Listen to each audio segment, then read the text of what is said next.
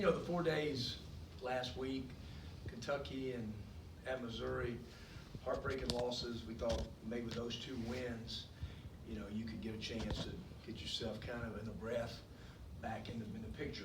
NCAA tournament loss, 2 tough losses, chances to win both games. So now you got to kind of redirect, and an Alabama team that's 2 games ahead of us. So it's a big game, kind of in this jockeying for buys, wherever level you're trying to be, where you're trying to get to win the SEC championship. So there's still a lot of big games left. Still feel like our team is playing at a level we can beat anybody in our league, but we just haven't. In the 5 games that we've lost, went back and looked at the last 5 minutes of all 5 games and trying to find some reoccurring things of why we hadn't been able to close those games out. And so stopping dribble penetration late, maybe us settling late and not driving the ball to the rim. Obviously, anytime you lose some of those games, probably some untimed, unforced turnovers. So we're right. We just got to keep our head up, keep playing, and against an explosive Alabama team tomorrow. Do you think, Kermit, that stopping the penetration and choosing not to penetrate, is this a product of minutes for Brian and Devontae? I don't think so. I just think there's guys all around the country that are playing minutes, but just whether it's LSU or whether it was Auburn or whether it was Kentucky, it was just the other night is keeping people out of the paint, and then us maybe settling at the end, and not driving the ball and trying to get fouled. And so, just kind of 2 things that really stuck in our mind. I don't think fatigue has anything to do with that.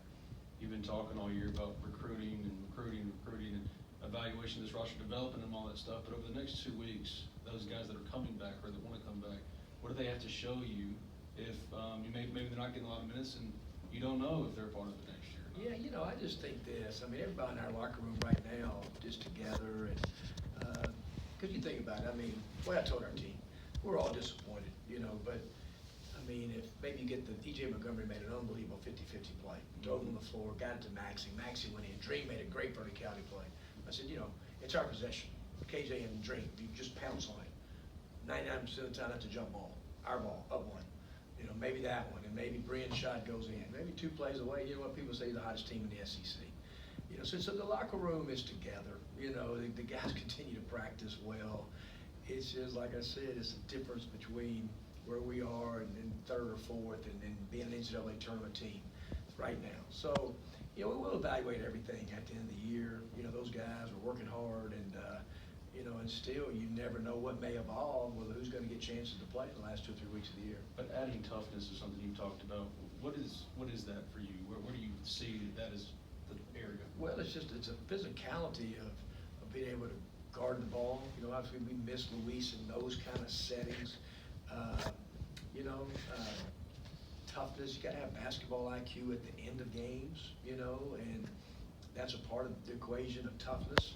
Sometimes that gets overlooked, and then we've got to have some of these guys make some progress like everybody does. So it's not only just, it's player development, team development, recruiting. There's a lot of things that go into that, even into the last 2 or 3 weeks. Met with Brian today, who knows what's in store. We may have some of the most exciting times we've ever had in our life over the next 3 weeks. It's March Madness. You just got to keep plugging along, keep playing, and we all know in this room that the conference tournament's going to be an unbelievable ride. It's going to be some unbelievable games, in those 4 or 5 days. Along those lines, Kermit, obviously there's no dominant team in the league. There's a couple of teams in the league that appear to be a little bit better than some other teams, but there's no prohibitive favorite for that thing. How important is it to get out of Wednesday and not play until Thursday, especially given how you guys aren't the deepest club? Yeah.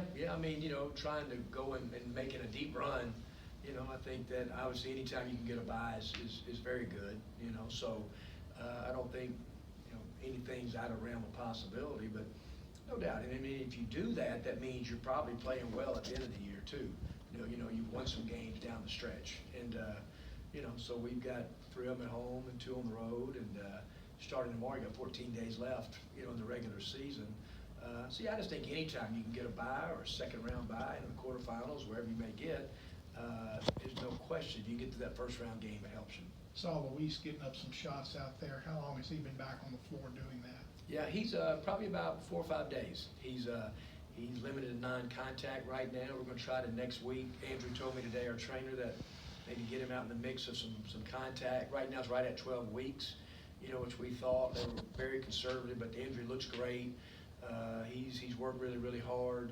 Like a lot of guys, they're a little hesitant first coming back, but he's starting to, so it's probably 2 or 3 days he's been out there. We'll look forward to hopefully maybe getting some contact in the next couple of weeks. As far as Brian expanding his game, you've talked about defense with him for so long. Do you think he's taken a step this year as far as his defensive ability? He's gotten better. He's not where he needs to be, He has gotten better. His assist turnover in SEC play, it's 22 to 29, I think.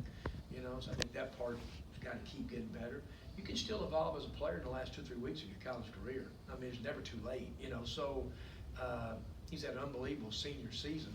But yeah, I mean, just to be a more diligent defender, late games, that's what I said. I mean, veteran guards, Schuler and Bree and Tyree, just close games out at the end of games, and so I hope that's something that they'll be able to do over the last 2 or 3 weeks.